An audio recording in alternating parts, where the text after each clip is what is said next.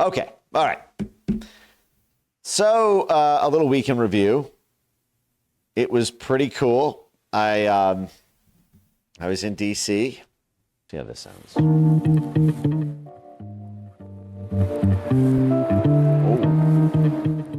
What you gonna do for love? All right. So let's talk, and then we're gonna. Here's the agenda for tonight. Obviously,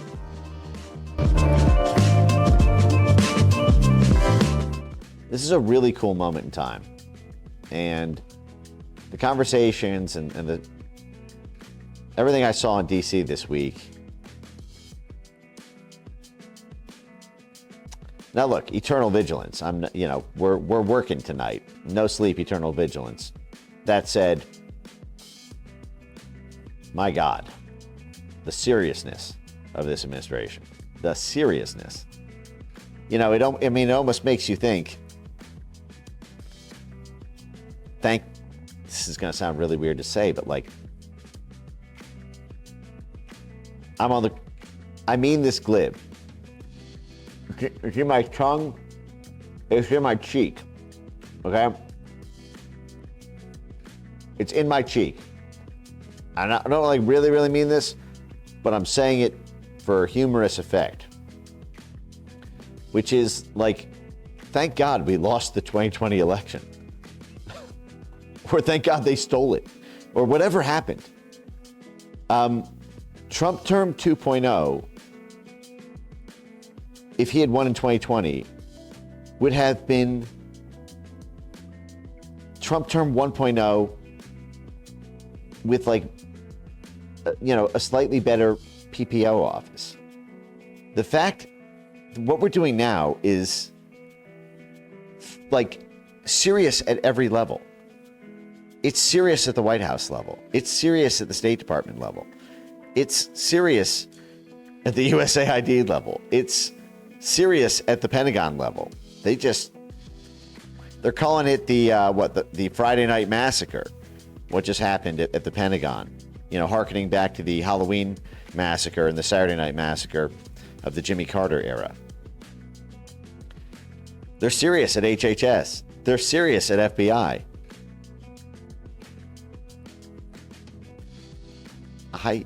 I can't believe it. I go to DC and all my homies. My job is to be, the sleepless one who eternally watches and makes sure that there's advance notice of all impending threats. What Norm Eisen is up to, what the EU is up to, what NATO is up to. And we're gonna get to that. But I just do want to reflect to you guys, since you guys have, been on this journey with me for so long, just a few personal notes, which is, it was fun in DC this week. Mike, grateful for everything you've done. It's just too much most days. Thank you.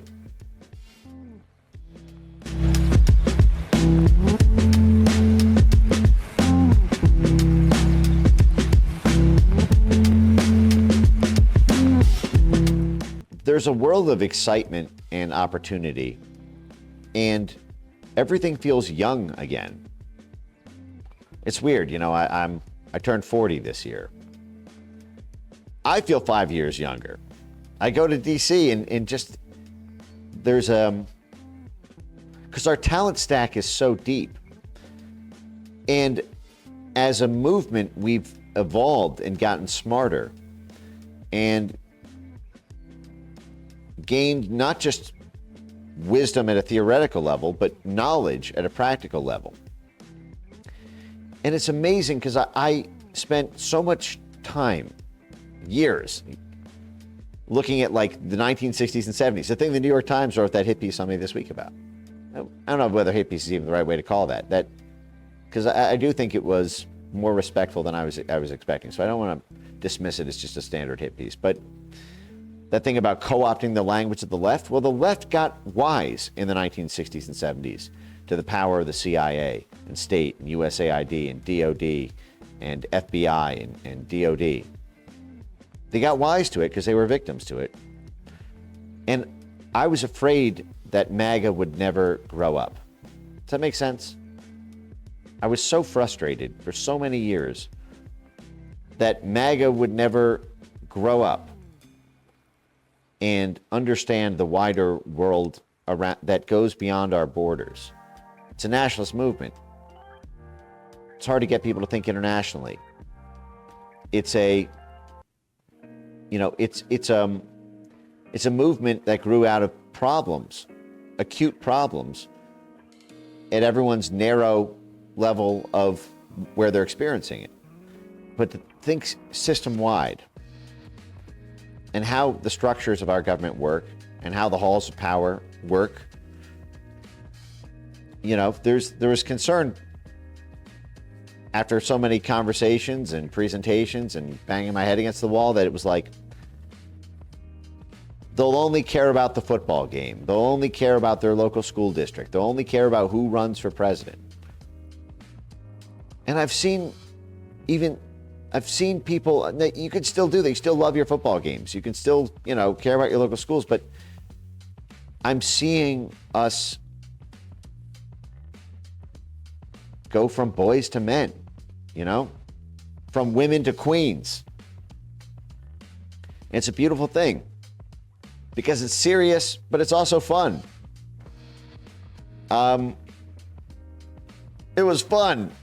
I went to some parties in DC this week and the music was great. And it felt like how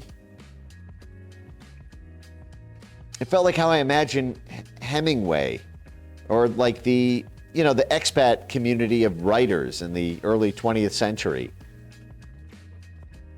when they were, in some non-extradition country, and they all escaped there and they're all trading their art. That's how it felt. It was cool.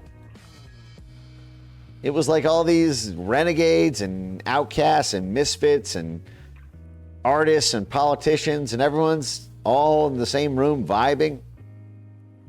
All, a part of the gold rush to fundamentally reform the United States of America. It's like the Western frontier, man. It's like, felt like going out west, must have felt for people doing the Oregon Trail or something. Anyway, it's a beautiful thing. And it was really cool. I got to speak at CPAC on the main stage. That was a fun thing. It's not usually, not usually my type of event, but it was a cool honor. And we've come a long way, homies. We've come a long way. So, all right, let's rock into the material. All right,